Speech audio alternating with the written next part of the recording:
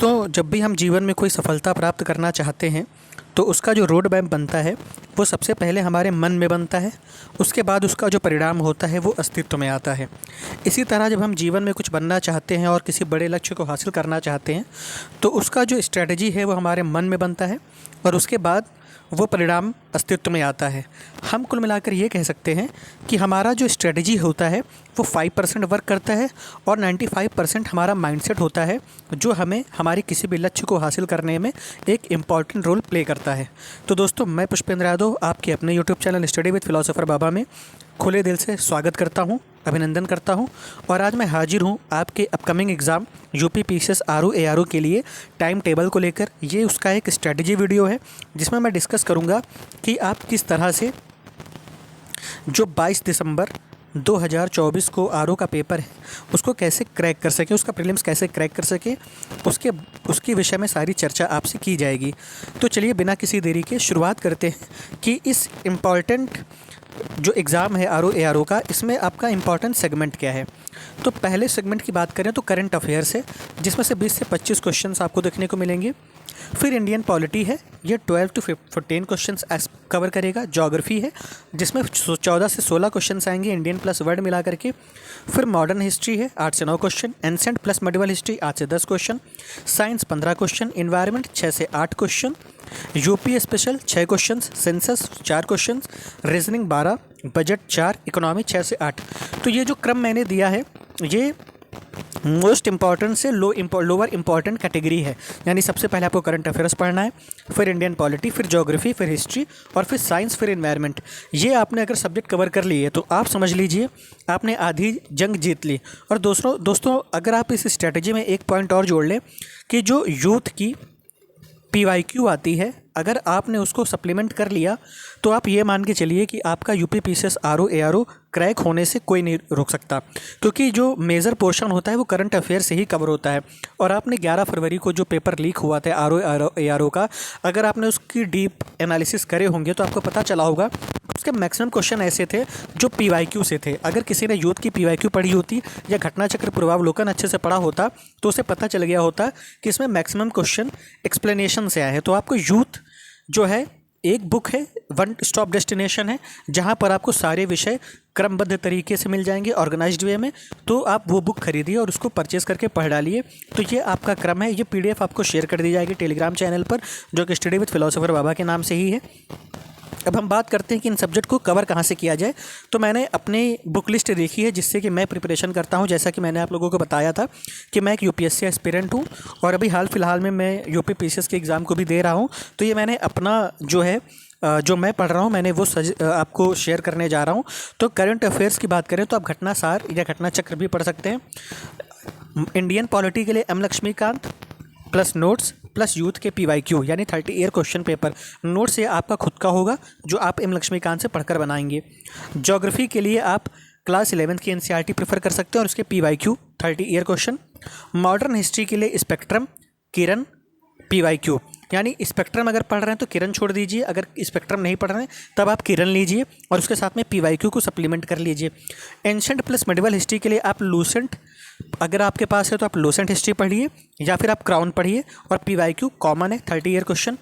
Science के लिए आप लूसेंट, घटना चक्र और यूथ PYQ, ये तीनों आपको प्रेफर करना है, क्योंकि साइंस मेजर रोल प्ले करता है यूपी पीसीएस के भी एग्जाम में और आरओ एआरओ के भी एग्जाम में। इन्वायरमेंट के लिए आप घटना चक्र भी पढ़ सकते हैं और परीक्षा मंथन भी पढ़ सकते हैं, लेकिन आप घटना चक्र ही पढ़िए क्योंकि रिपीटेड क्वेश्चन आते हैं, नए क्वेश्चन आते नहीं।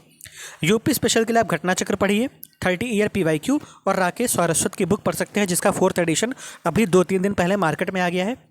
जनगणना के लिए आप परीक्षावाड़ी प्रेफर कर सकते हैं। रीजनिंग के लिए नालंदा पर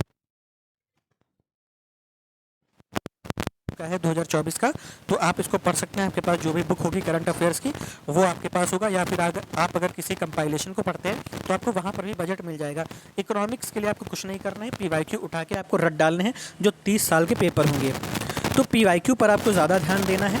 और दूसरा एस्पेक्ट है डेली मॉक टेस्ट, इसको भी आपको डेली सॉल्व करना है। जब आप इन दोनों पर ज़्यादा फोकस करेंगे, PYQ, मॉक टेस्ट और हिस्ट्री, ज्योग्राफी, पॉलिटी, साइंस और करंट अफेयर्स, ये 5 सब्जेक्ट पे अगर आपने फोकस कर लिया तो आपका मान के चलिए जो रिपीटेड क्वेश्चन आएंगे वो आपके 40% आपके कवर हो जाएंगे और बाकी के जो पेपर होगा वो आपके ये 5 सब्जेक्ट कवर करवा देंगे, जिससे आपका 80 से 85 क्वेश्चन का जो टारगेट है वो पूरा हो जाएगा। और हिंदी के लिए आप चाहे तो डिकोड एग्ज़ाम की बुकलेट खरीद सकते हैं, या फिर आप नालंदा पब्लिकेशन की बुक जो PN पांडे की है आप वो भी पढ़ सकते हैं। तो आप ये भी कर सकते हैं ना। और वार्षिकी में आप घटनासार ले लीजिए, इससे भी आपका काम हो जाएगा।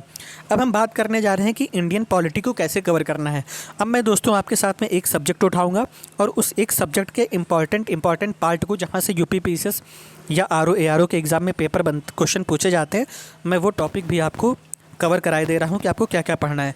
तो आपको पढ़ना है प्रस्तावना, नागरिकता, ऐतिहासिक उपबंध, fundamental right, DPSP, fundamental duty, संविधान निर्माण, केंद्र सरकार, बेसिक स्ट्रक्चर, कोर्ट जिसमें से lower court, high court, supreme court, राज्य सरकारों की जो पूरी वो है CM, विधानसभा, विधानमंडल, स्थानीय सरकार, constitutional body, non constitutional body, संशोधन प्लस अनुसूचियाँ और रिप्रेजेंटेशन ऑफ पीपल एक्ट, ये आपको पढ़ना है। और इसका कम से कम आप पढ़ने के बाद 20 बार रिवीजन करिए, चाहे आप अपने नोट्स बना के करिए, चाहे आप डायरेक्ट बुक से करिए, लेकिन आपको करना है।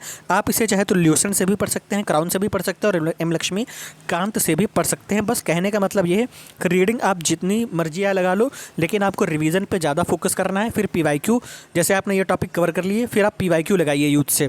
PYQ याद करने के बाद फिर आप मॉक दीजिए, और मॉक देने के बाद आपको कॉन्फिडेंस आ जाएगा कि मेरा पेपर हो रहा है कि नहीं। और ये दोस्तों सबसे अचूक स्ट्रेटजी है UPPSS RO ARO को क्लियर करने की।